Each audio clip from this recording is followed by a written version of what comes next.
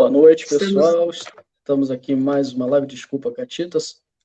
Só para dar boa noite aqui para a nossa audiência, pessoal do rádio, pessoal que nos acompanha no YouTube. Estamos aqui com mais um convidado. Catita, por favor, faça as honras. Boa noite, nossos ouvintes da rádio, nossos seguidores do pastor Sandro Rocha, que está aqui conosco. Primeiramente, eu quero agradecer, pastor, a oportunidade, a honra de ter nos dado a sua presença aqui. Como lhe falei na nossa visita na sua cidade, em Guaratuba, nós somos um canal pequeno, mas com muita vontade de trabalhar, né, pelo nosso país, de mudar e levar a verdade para a casa das pessoas, e tê-lo aqui hoje é uma oportunidade única.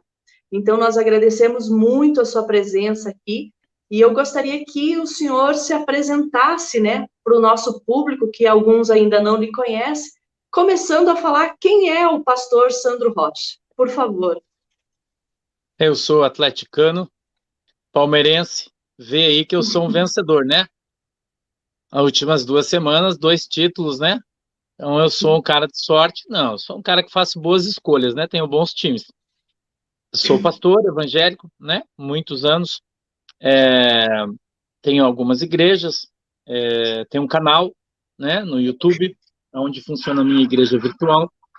Sou assistido em média por 3.300.000 pessoas a cada 27 dias, segundo o YouTube, né? Então tem uma certa visibilidade. Gosto de política, né? Sou de direita, sou bolsonarista, gosto das coisas corretas, né? Tenho o hábito de falar um pouco sobre geopolítica, não tenho formação nisso, né? Eu sou um pastor, sou teólogo, enfim, mas gosto de conversar, tenho bons amigos, tenho boas relações com todo mundo, converso bastante, né? Enfim, e gosto de meter o meu dedo em tudo que posso e alcanço, né? Então esse cara aí sou eu. Que bom. Edu? Sim, pastor, vou começar com uma pergunta um pouco controversa, para dizer o mínimo. Qual a sua visão a respeito dos futuros presidenciáveis que vão concorrer com o nosso presidente na próxima eleição? Eu acho que eles estão brigando para escolher quem vai perder, né? Quem vai perder de mais e quem vai perder de menos. Minha visão na minha opinião é assim, a gente não pode tapar o sol com a peneira, né? Uma coisa é uma coisa, outra coisa é outra coisa. É óbvio que a gente vive hoje numa democracia, que a gente tem uma série de sombras lançadas sobre os meios, né? É óbvio. Mas uma coisa, quem anda na rua, como eu ando na rua, né? Eu não sou um cara que vive atrás do computador ou atrás do celular, né? Só na minha igreja virtual eu tenho mais de 5.000 ovelhas, né? Como eu disse para você, eu alcanço mais de 3 milhões de pessoas a cada 30 dias, então eu converso com muita gente, eu tenho a oportunidade de saber o que as pessoas pensam, de saber o que as pessoas acham, de observar. Eu sou um bom observador, né? Então o prisma no qual eu consigo ver, os meus olhos veem hoje, eu até preciso uma aposta aqui. Eu só gosto de contar piada, espero que você não fique constrangido com as piadas que eu conto, né? Eu gosto de falar umas coisas. Eu disse que o Bolsonaro vai ganhar no primeiro turno com 80%, se for justo, né? Ele ganha no primeiro turno com 80%, né? E a gente está vendo aí alguns candidatos, como o Pachequinho, por exemplo, né? Que é uma vergonha para Minas Gerais. O povo de Minas Gerais tem vergonha dele, né? Do que ele está fazendo. As pessoas falam isso para mim, né? Tem vergonha dele, que se arrepende de não terem votado na Dilma, porque ele se elegeu porque ficou entre ele e a Dilma em Minas, e o povo, para não querer eleger a Dilma, votou no Pacheco, por falta de oportunidade, vamos colocar assim, ou de opção, né? E aí a gente tem o Lula, que, né, coitado dele, né? Eu tenho pena do Lula. A gente tem o Sérgio Moro, que, na minha opinião, para o futuro ele vai incomodar bastante gente, né? Ele é aquele elefantinho na loja de cristal, né? É a minha opinião, claro. E aí a gente tem outras figuras como Ciro Gomes e como outros caras, como Simone Tebet, por exemplo, né? Como ontem eu brinquei até do Randolfo Rodrigues, né? Que vai se candidatar pela Rede, a mamãe Dino vai se aposentar, né? E virar o Randolfo. Mas são pessoas que vêm principalmente porque a grana partidária é bilionária, né? Então, muita gente vem, como o próprio Dória, por exemplo, né, numa disputa aí com o Leite, eles disputando quem vai ficar, né, quem vai perder para o Bolsonaro, né? Todo mundo sabe disso. Mas o que está em questão, o que está em jogo aí é o valor bilionário que os partidos estão disputando de dinheiro, e por isso eu acredito que vai ser capilarizado isso, que nós vamos ter muitos candidatos, que não vai ser centralizado em segunda via e terceira via. Eu não acredito nisso. Eu acho que vai ser capilarizado, a gente vai ter muita gente saindo candidato a presidente, né, justamente em função disso, de trazer a verba para o seu partido, né? E a gente vai, se for tudo como a gente imagina, tudo honesto, à luz do dia, tudo certinho, dificilmente o Bolsonaro, em função da grande quantidade, né, e da distribuição dos votos entre eles, provavelmente o Bolsonaro faz mais de 50% dos votos no primeiro turno, na minha opinião. Eita, Catita. Pastor, o tema da nossa live hoje, né, seria qual é o papel da igreja na construção de uma sociedade conservadora. Qual que é a sua opinião a respeito dessa participação da igreja? De que forma que a igreja pode contribuir para uma sociedade conservadora? A história conta isso, né? A igreja é o último bastião conservador do mundo, né? Hoje, a nova ordem mundial, que muita gente acha que não existe, essa esquerda mundial, né? A gente olha para a China, por exemplo, como o exemplo, eu acho que mais latente diante dos nossos olhos, e a gente vê a China tentando destruir a igreja de toda forma, inclusive literalmente, né? Destruindo igrejas, construções, mandando pastores para campo de concentração, né? Se pegar você com uma Bíblia, você vai preso, fica 3 anos na cadeia. Por quê? Porque eles sabem que a igreja é o último bastião da família e que a igreja faz com que as pessoas sejam capazes de dar a sua vida pela sua liberdade. Quem ensina isso é a igreja, né? Abrir mão da sua vida pelo que você acredita, pela sua fé, né? Então, o problema, na minha opinião, é de que tipo de igreja a gente está falando. Na minha opinião, eu acho que esse que é o problema, porque as pessoas que não é que eu quero usar uma palavra correta aqui para não ser, né, não usar uma palavra pejorativa, que não conhecem a igreja com mais profundidade, né, os furões do poder das igrejas e tal, acha que a igreja é de direita e conservadora, mas na sua maioria não é. Olha aí a Assembleia de Deus Madureira, por exemplo, né, ontem até eu vi o nosso novo ministro do STF, né, falando do deputado do Rio de Janeiro, falou no nome do cara, que é filho do dono, né, da Assembleia de Deus da Madureira, porém o cara é parceiro da Dilma e do Lula. Sempre foi, nunca fez questão de esconder isso, entendeu? A gente vê, por exemplo, no Nordeste, os presidentes, porque eu vou citar um exemplo da Igreja Assembleia de Deus, por exemplo, que é a maior igreja pentecostal era, né? Agora não é mais, mas, enfim, era. Que detém muitas igrejas no estado, e cada estado tem a sua convenção estadual, e cada um tem o seu presidente. E esses presidentes, por exemplo, no Nordeste, são os caras que elegem o Renan Calheiros, que elegem o Humberto, que é do PT, né, conhecido como Vampire, né, o bichinho lá, né, e então por quê? Porque rola grana, rola muita corrupção, entendeu? E aí os caras, é difícil até de você acreditar que é um cara de esquerda, que é socialista, que é a favor do aborto, que é a favor do casamento gay, do liberalismo e da desconstrução da família, suba no púlpito de uma igreja e peça voto. Mas isso, infelizmente, é muito mais comum do que imagina a nossa filosofia, dependendo da quantidade que o cara tenha de dinheiro para gastar, né? Pastor, pegando um gancho na sua explicação aqui, se me permite, eu queria fazer uma pergunta mais específica agora. Como que essa pauta globalista, o marxismo cultural, como que isso influencia os seus fiéis diretamente, as pessoas com as quais o senhor tem acesso direto?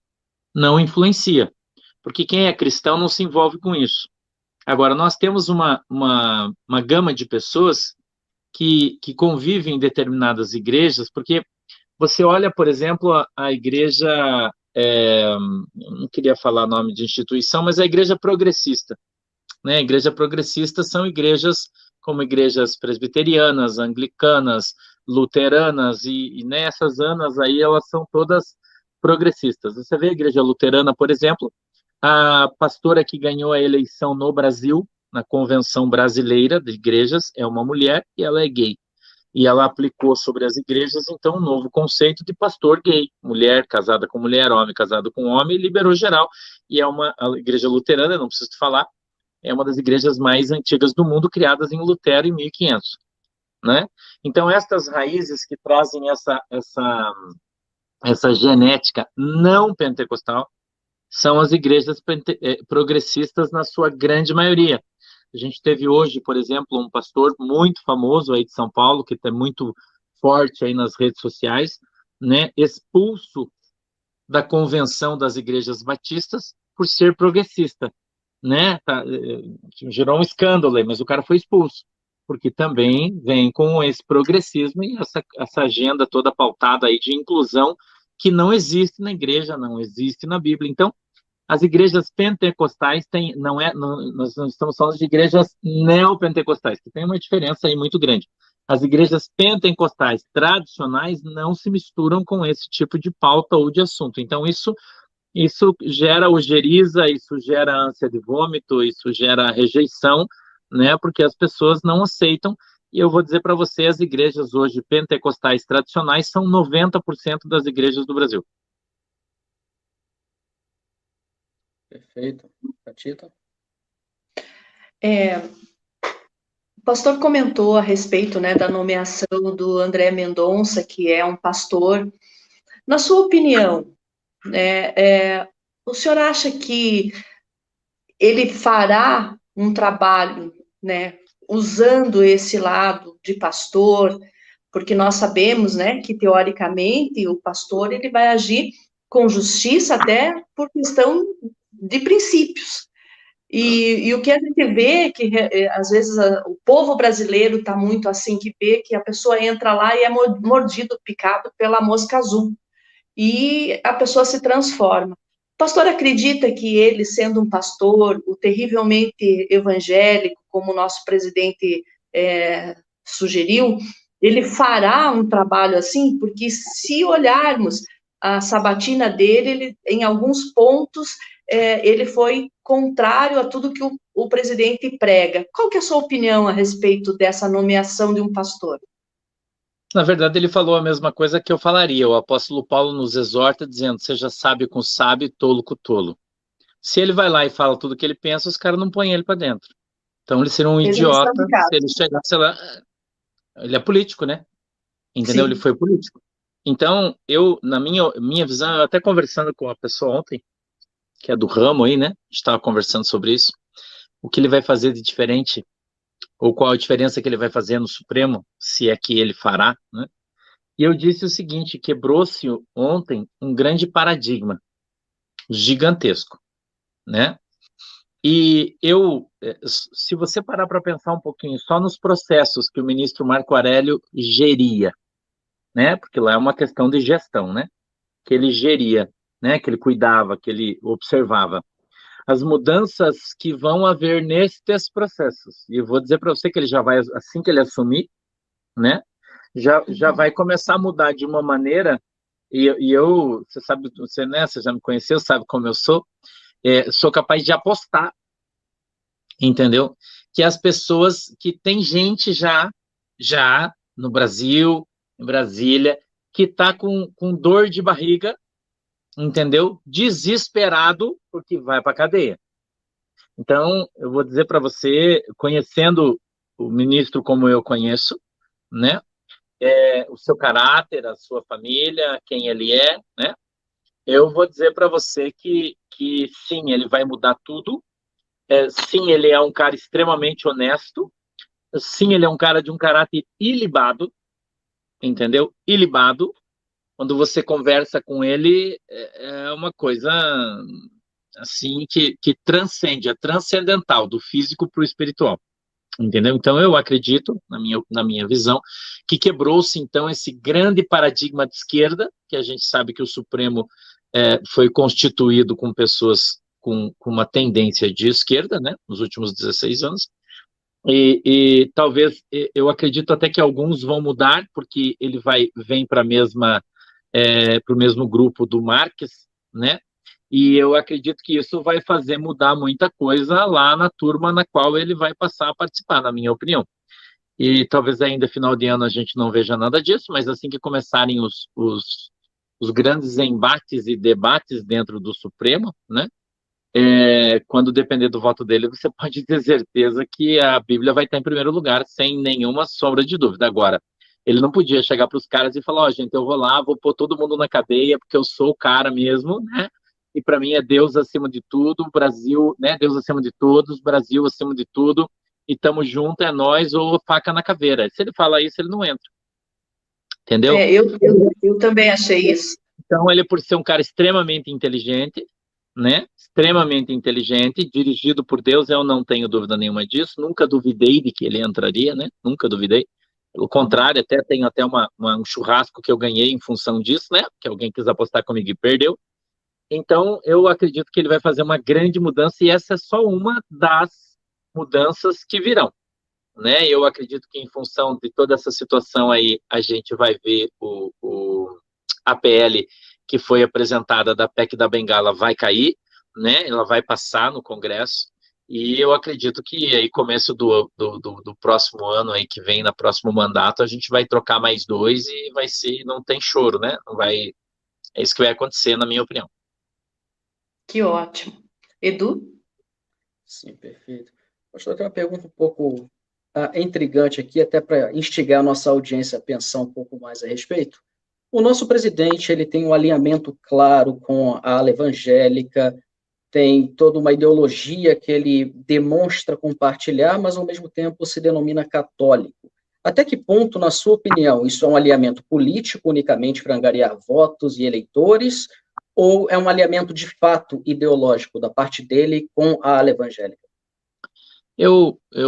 Muita gente já me perguntou isso, né? E acaba se questionando.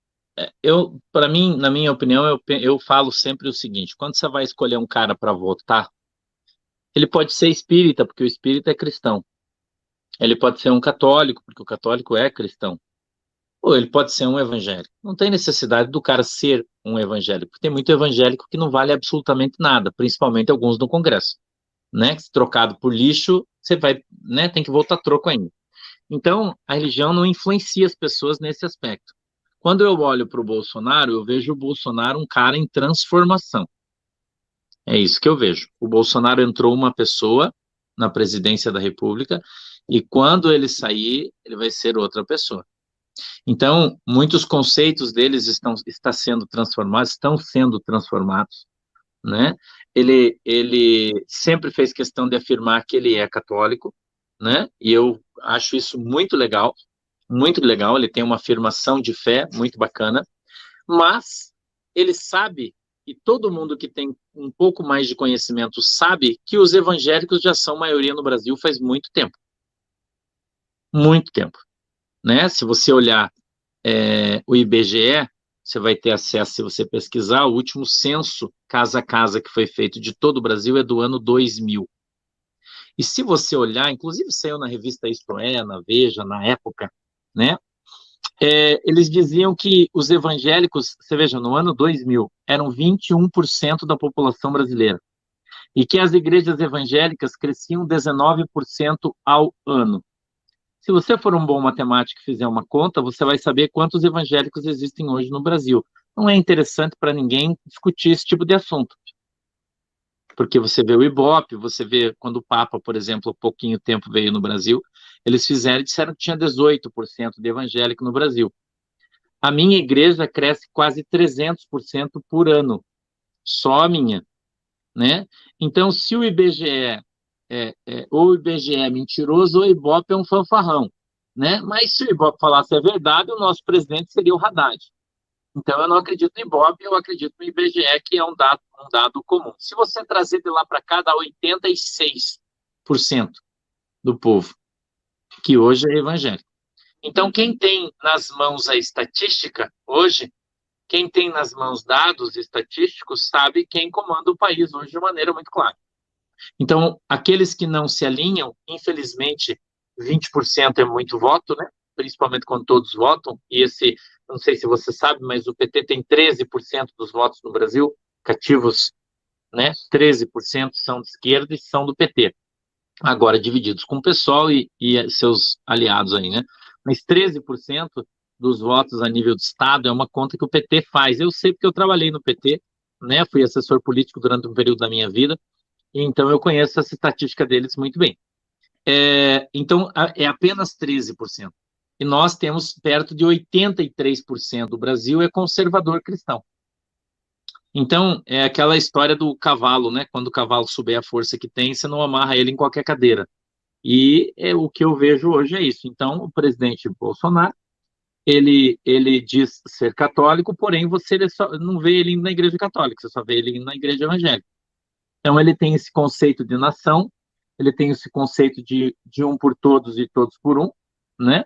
E eu não vejo problema absolutamente nenhum nisso, muito pelo contrário. Eu acho que isso é uma coisa boa no coração dele, porque, afinal de contas, todos, né, nós, cristãos, somos irmãos e marchamos num caminho só. Então, eu não vejo nenhum tipo de problema com isso, eu acho que as pessoas estão Você não procurando... vê que isso também pode aparentar ser uma jogada política também, nesse aspecto? Sem desmerecer tudo que o senhor falou, concordando até mesmo, mas, de certo modo, não pode parecer uma jogada política? Eu não diria uma jogada política. Eu diria a questão de sabedoria. Vou dizer para você a mesma coisa que eu falei do André Mendonça. Entendeu? É uma questão de sabedoria. Você ser evangélico é você ser cristão. Então, quem faz separação entre as pessoas é o PT. Nós não podemos fazer separação. Entendeu? Então, quem iniciou com essa conversa de você para cá, vocês, nós, eles, foi o Hitler. Né? Foi ele que começou com essa conversa.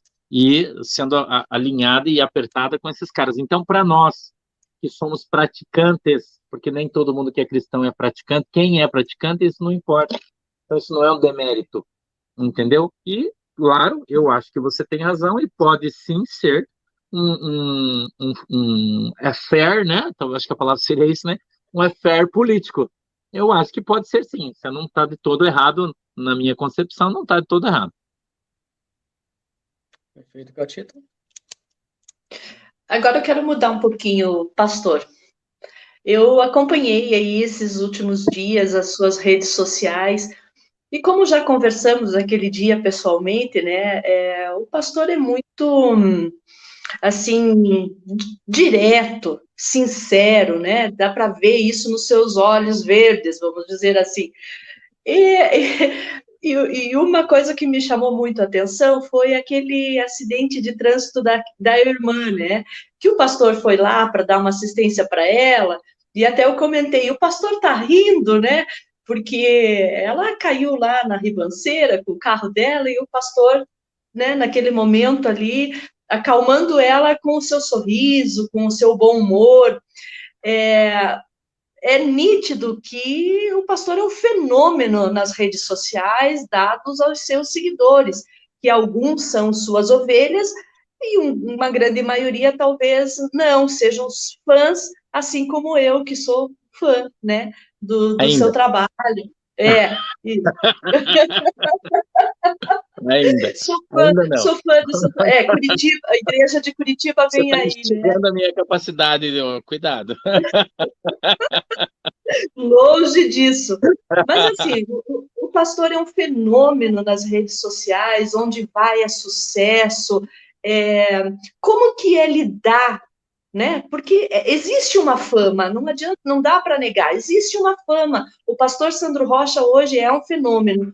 Como lidar com a fama sem se afastar desse caminho, né, de Deus, da igreja? Como que é isso? Na verdade, eu até, quando a gente conversou, eu disse para você que eu não vejo dessa maneira, né? Com toda sinceridade, não vejo dessa maneira. Eu continuo sendo a mesma pessoa, fazendo as mesmas coisas, entendeu? Tenho um norte e eu caminho em cima disso, né? Trabalho muito, né? 13, 14 horas por dia, todo dia. Tenho uma equipe maravilhosa que trabalha comigo, que me ajuda demais, porque sozinho eu não poderia fazer o que eu faço, né? E, e eu acho que está gerando, tem algumas coisas que Deus faz brotar no coração das pessoas. Né? Algum tempo atrás, Deus falou comigo e eu falei isso, que nós teríamos várias manifestações no país quando a gente não tinha, né?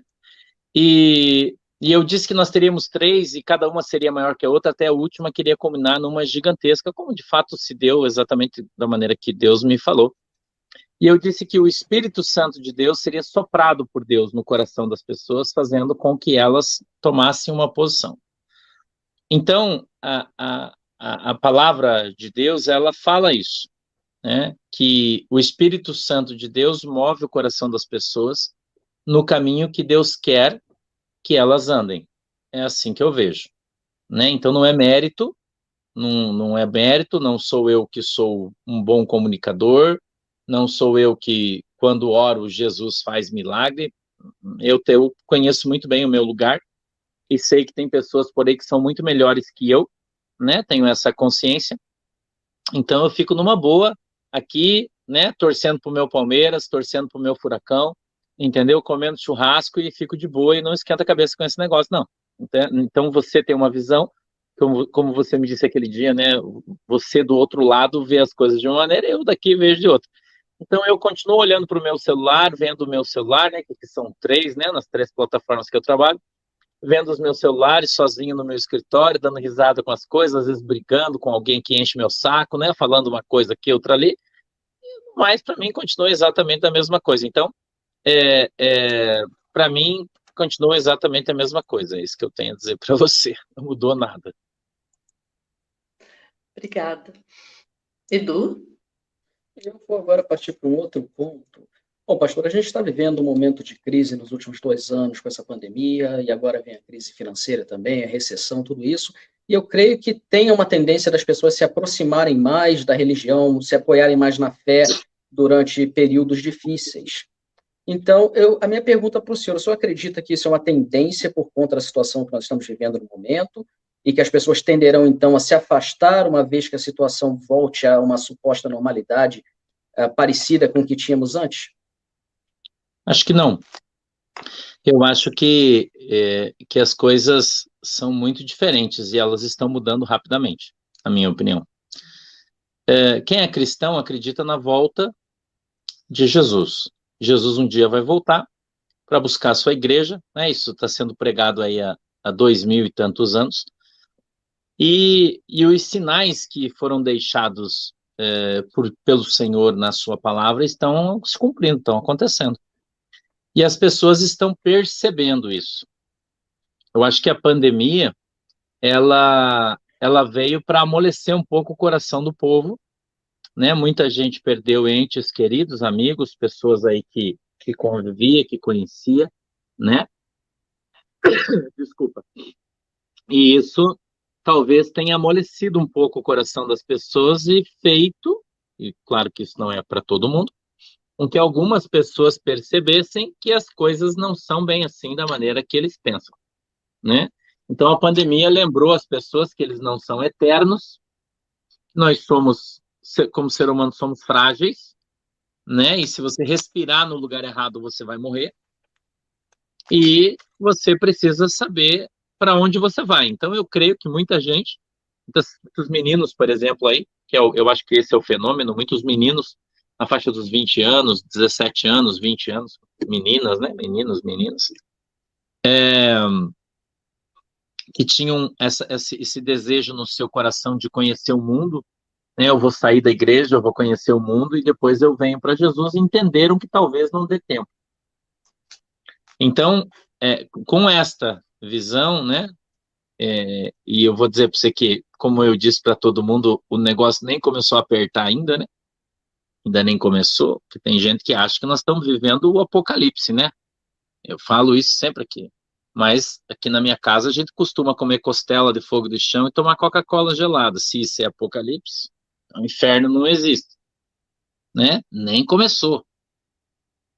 Ainda nem começou. Os caras vão ver o que é. Aí começo de janeiro, aí, por exemplo, está marcado aí, né? Segundo vários analistas, é uma guerra mundial.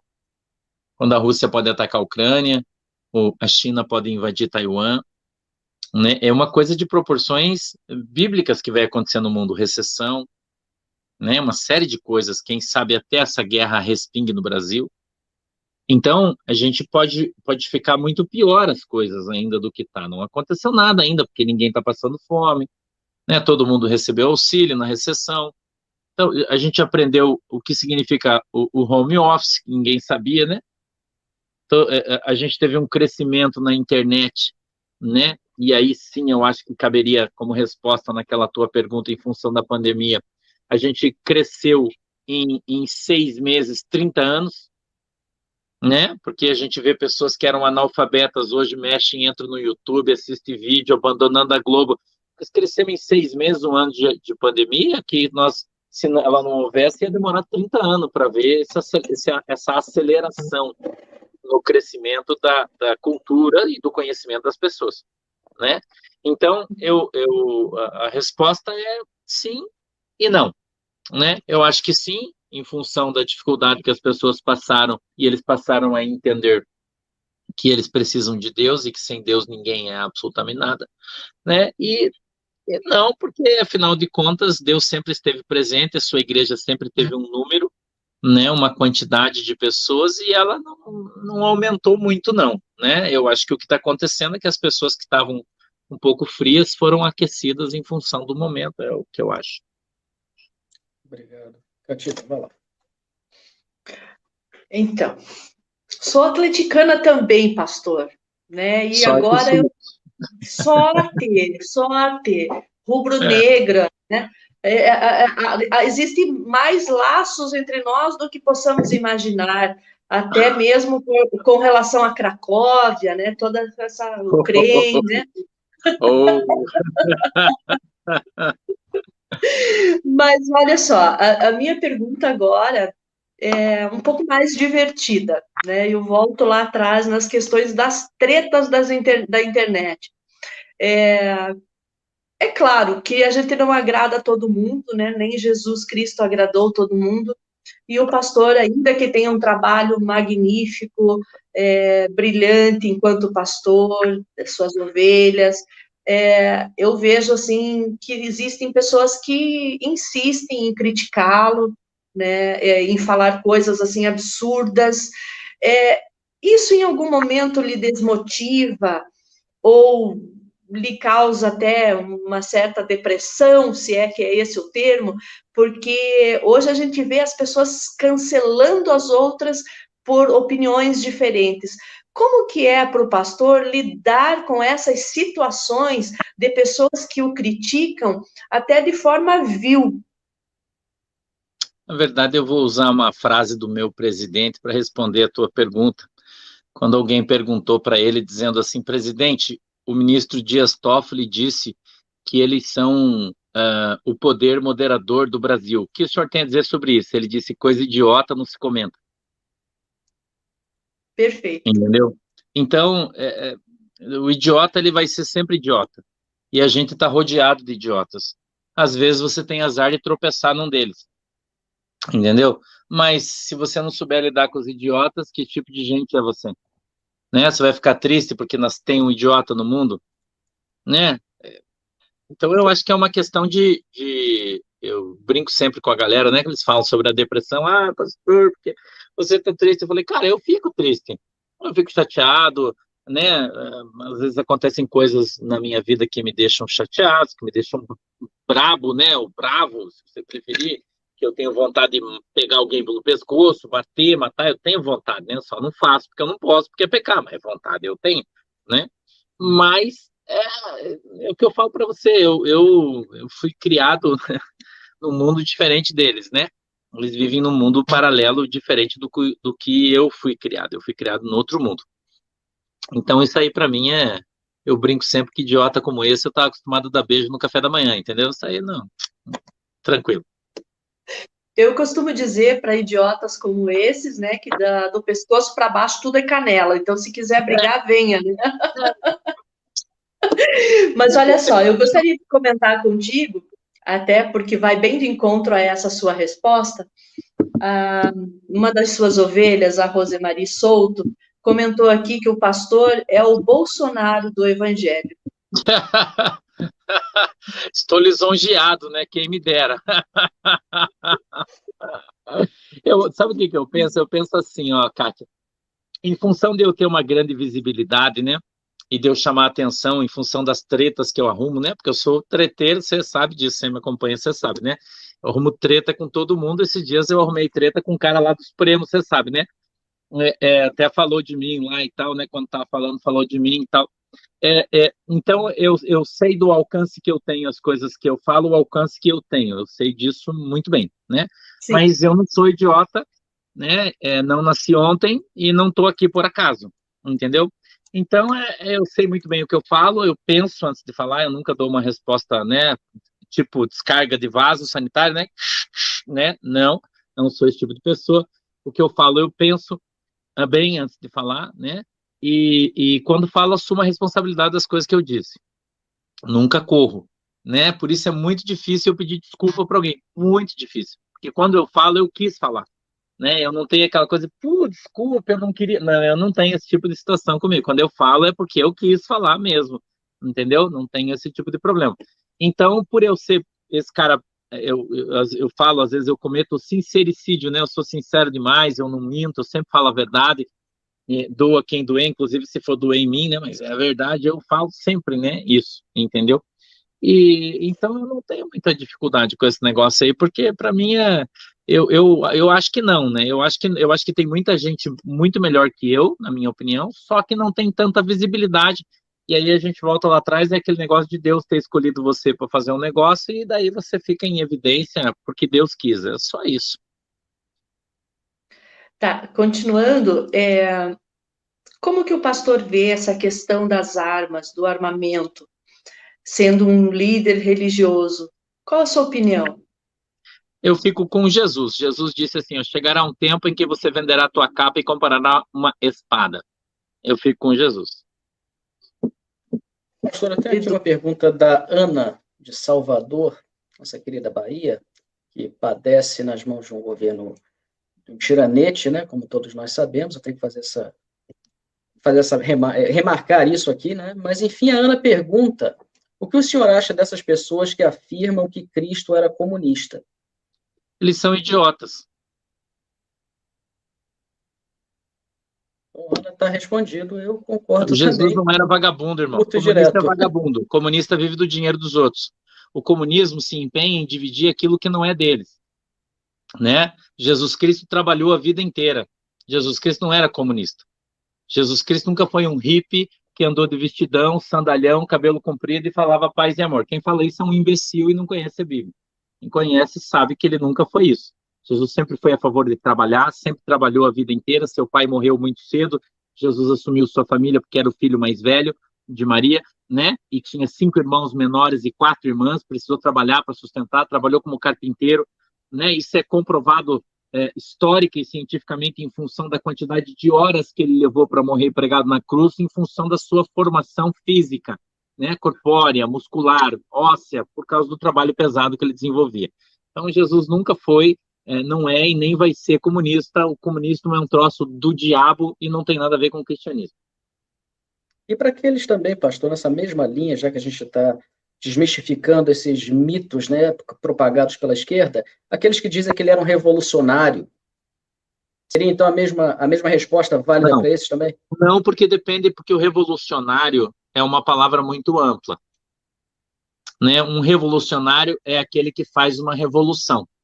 Então, sempre que você traz uma mudança a um sistema, você revoluciona o sistema. Então, o termo revolucionários, ele não pode ser lançado na cisterna como uma coisa pejorativa. Então, depende do ângulo que você vê. Jesus revolucionou o mundo com a sua nova doutrina. Então, se você olhar por esse aspecto, Jesus foi um revolucionário. Agora, você vai querer comparar ele com o Che Guevara, aquele vagabundo, assassino, desgraçado? Che Guevara não foi um revolucionário. Che Guevara foi um genocida. Então, depende de como você trata a palavra e que aspecto você está usando para julgar o termo. Entendeu? É isso. Perfeito. Pastor, olha só, nós temos aqui uma seguidora que está dizendo assim: eu saí da live do presidente Jair Bolsonaro para assistir o pastor Sandro Rocha. Olha o poder desse pastor. Manda um recado aí para eu falei para a galera, a gente estava conversando esses dias, né? E o pessoal falou assim: nossa, pastor, hoje eu acho que você já é o pastor que tem mais audiência na internet ao vivo, ninguém bate você, né? E eu brinquei, eu falei: se o presidente vacilar, daqui a pouco a gente passa ele, né? Porque nós já estamos passando de 10 mil ao vivo, né? Às vezes, dependendo do assunto, a gente chega a 14 mil pessoas ao vivo na nossa live, né? Eu brinquei, eu falei: se o presidente marcar, a gente vai atropelar ele aí, né? Então, ó, já tem seguidor deixando de assistir o presidente para assisti-lo. Olha aí, ó. mas é melhor ficar lá, fica com o presidente, deixa nós aqui, vai ver o presidente, que é melhor, você vai ganhar mais. Edu? Eu estou vendo aqui as perguntas e tem muita gente perguntando exatamente a mesma coisa, querendo que o pastor fale a respeito da opinião dele sobre os comunistas de modo geral. Eu acho que a gente já cobriu um pouco esse tópico. Se o pastor quiser acrescentar algo mais a respeito. Posso falar? Eu posso falar de história. Posso falar de Stalin. A gente pode falar de Mao Tse-tung.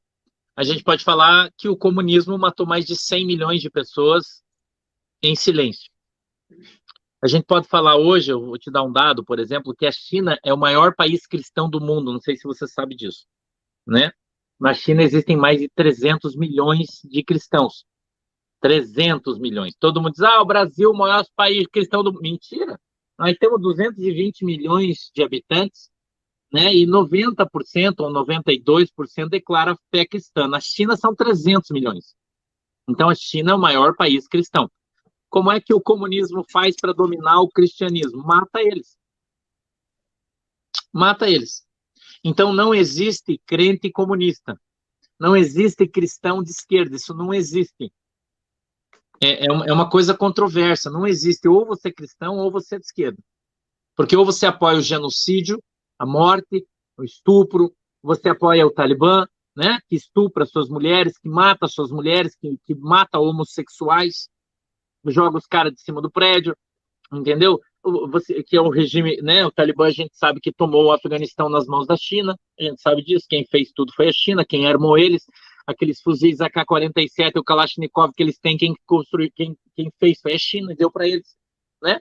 Então, o país comunista, a China, ele é como uma desgraça, né? Mas ele vai ser contido. Então, o comunismo é anticristão. O comunismo é anticristão.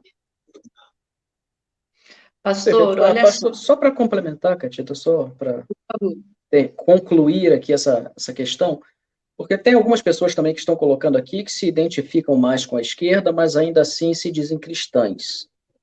Qual o caminho para essas pessoas, então? Que elas têm essa ideologia... Como é? Escuta uma coisa aqui. Escuta uma coisa que eu vou dizer para você. Eu vou te falar como pastor agora, tá? Como teólogo. Não vou te dar minha opinião pessoal de política. Eu vou falar como pastor. Jesus Cristo disse assim, ó: minha mãe, meus irmãos e minhas irmãs são aqueles que ouvem a palavra do meu pai e a põem em prática. Como que um cara que torce pelo PT, que é a favor do aborto, responde para mim, a favor do aborto, a favor da invasão de terras, certo? A favor de uma série de coisas que contrariam de maneira direta a palavra de Deus. Direta a palavra de Deus. Então, como que uma pessoa pode dizer que é de esquerda e de Deus? A Bíblia diz que você não pode servir a dois senhores. Ou você serve a Deus, ou você serve ao diabo. Jesus é muito claro. Então, quando você serve a Deus, você segue a palavra de Deus. Então, como que você pode apoiar alguém que é a favor do aborto? É simples. Como que você pode apoiar alguém que é a favor do casamento gay? Como que você pode apoiar alguém que é a favor da ideologia de gênero? Como você pode apoiar alguém que quer trocar o sexo do teu filho, que tem 11 anos, numa clínica ginecológica, sem o consentimento dos pais? Como você é a favor de uma ditadura que briga na justiça para dizer que quem tem o direito de ensinar o teu filho é a escola e não a família? Alguém que luta contra a família cristã. que quer destruir a família, que não concorda com os valores cristãos. Como que você pode dizer que é cristão e apoia isso? Então, eu acho que isso aí é mais ou menos como aquele cara que apareceu na internet esses dias aí, que implantou uns bigodes de gato, umas orelhas de gato, né? E apareceu dizendo, eu sou um gato. Entendeu? Então, ele é um híbrido. Ele não é um homem, ele não é uma mulher, ele é um gato. Né? Então, o cristão de esquerda, ele é um híbrido. Ele não é cristão, porque ele não segue a palavra de Deus e os ensinamentos de Jesus, e ele não é do PT, ele não é do PCdoB, ele não é de esquerda, porque ele diz que é evangélico. Então, na verdade, ele não é nem uma coisa nem outra, ele é um híbrido. Perfeito. Pastor, a minha pergunta mais específica é o seguinte: por décadas houve essa lavagem cerebral, marxismo cultural, gramichismo, que se espalhou pelo mundo, né, e no Brasil, essencialmente, e essas pessoas sofreram desse mal, padecem desse mal até hoje. Como trazê-las, então, para o caminho da luz, digamos assim, o caminho da verdade? Qual o seu método? O caminho da luz é correto você falar, tirar as pessoas. Jesus disse que ele veio como luz do mundo, para tirar as pessoas da escuridão. A luz é o conhecimento, a escuridão é a ignorância. Então, o conhecimento livra as pessoas da ignorância. O Bolsonaro usa esse chavão, essa chave, né, e ele diz: conhecerás a verdade e a verdade vos libertará.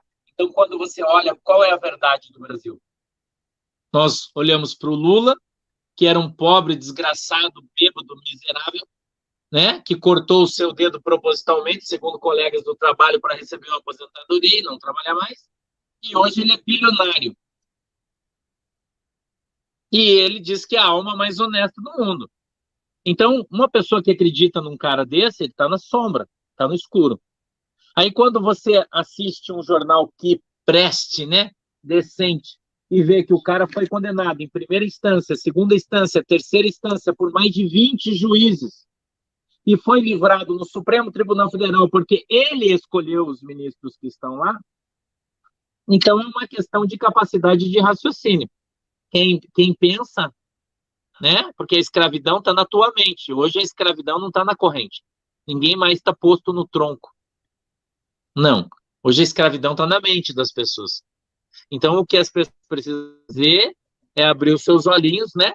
E descobrirem que o Lula não é a Alice e que o Brasil não é o país das maravilhas.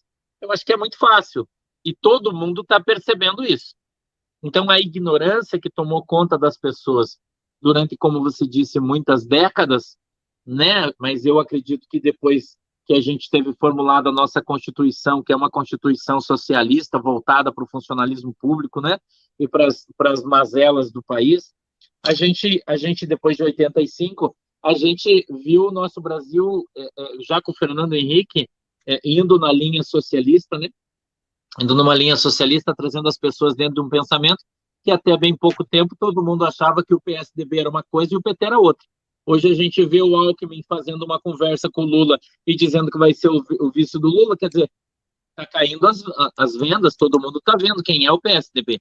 Então, ontem até eu estava falando sobre isso na minha live, e as pessoas diziam para mim, escreviam assim no YouTube: pastor, eu fui enganado pelo PSDB, eu fui enganado pelo PSDB. Por quê? Porque o cara acordou. Você acha que eles vão enganar ele de novo? Então, nós estamos vendo as pessoas serem libertas. Quem liberta é a informação. Quem liberta é o conhecimento. Quem traz a luz, né, de informação, que são pessoas como nós, que estão trabalhando com a informação hoje no Brasil, e hoje o YouTube, graças a Deus, apesar das críticas que todo mundo faz, mas eu vejo isso como uma coisa extraordinária, e quando você usa com sabedoria, porque quem não tem sabedoria, né, tá com problemas aí muito graves, mas quem tem sabedoria para fazer as coisas, está fazendo um estrago, né? Então, basta que você abra a janela e deixe as pessoas verem a luz. Essa é a minha opinião. Perfeito. Catita? Pastor, aqui tem pessoas no nosso chat que falaram que saíram da Jovem Pan, saíram do jogo do Galo para estar aqui com o senhor. Olha o poder desse homem. E tem uma pergunta aqui do Petrucci, eu acho, saxofonista. Pergunta ao pastor: o Talibã quer ter um presidente. Seria esse o anticristo da Bíblia? Não. Não. Na verdade, as pessoas hoje, por falta de conhecimento, como disse o nosso amigo Edu, né, as pessoas que vivem na escuridão trabalham com uma técnica que eu chamo de chutometria, né? Então, quando eles veem a luz da Bíblia, eles entendem, né? Desculpe que tem alguém ligando aqui para mim, me perdoe. Quando eles veem a luz da Bíblia, eles percebem, né? Que a Bíblia fala que esse cara viria da Babilônia, que a Babilônia era onde hoje é o Iraque, né? Então, ele vai vir do meio do Islã, o anticristo. E que ele não pode se manifestar na Terra enquanto o Espírito Santo aqui ainda estiver. O apóstolo fala isso na carta aos Tessalonicenses. Então, o anticristo só vai ser revelado. A Bíblia diz que ele não pode se revelar. Então, ninguém sabe quem é. Só pode se revelar depois do arrebatamento da igreja. Então, a gente tem, né, tem tempo ainda para ver isso aí acontecer. Isso é nada a ver. Agora, eles são anticristos, né? Anticristãos, né? Se você for lá, eles te matam. Então, são representantes diretos, vamos dizer assim, mas não necessariamente o cara, né? Só estão na mesma linha de raciocínio e pensamento. Eu perdi o nome aqui, só um pouquinho, Edu, deixa eu terminar. Eu perdi o nome da sua ovelha, que falou assim, pastor Sandro Rocha deveria fazer uma live com o presidente Bolsonaro. Eu só quero dizer que se o pastor for fazer essa live com o presidente não me convidar, vai ter briga.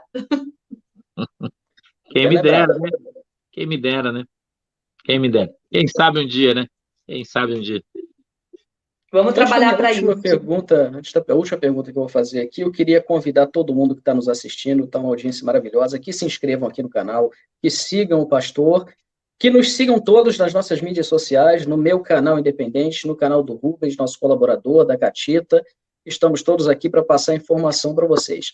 Pastor, eu queria perguntar agora, para finalizar minha última pergunta, quais são os seus projetos para 2022? O que o senhor espera do novo ano que está por vir?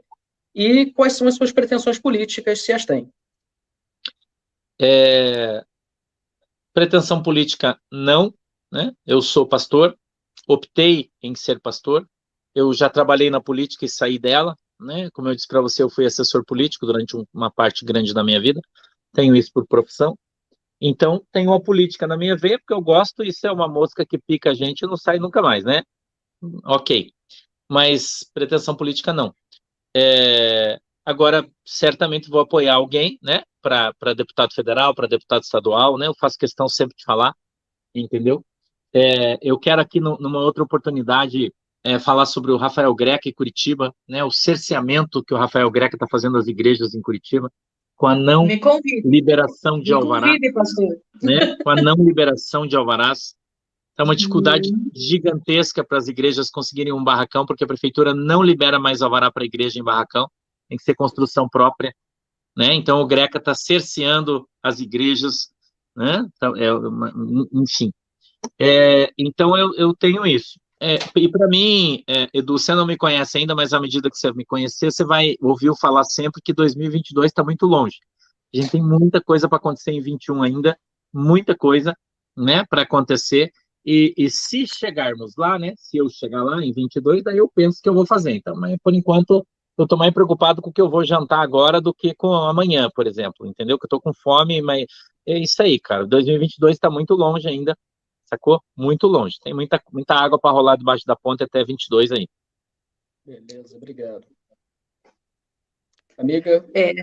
Eu vou deixar o pastor ir jantar, né? Até porque nós já estamos em cima do nosso horário e o homem com fome é complicado, né? É complicado. Então, não vamos deixar o pastor nervoso. Mas antes eu gostaria de dar as minhas considerações finais e segurar os meus olhos marejados, pastor, pela sua humildade em estar aqui conosco. Como eu falei no início, nós somos pequenos diante do mundo, mas grandes diante de Deus, e o pastor estar aqui conosco é uma honra que não sabe que preenche o nosso coração, nos alegra a alma. Eu não sei, me faltam palavras para lhe agradecer esse momento.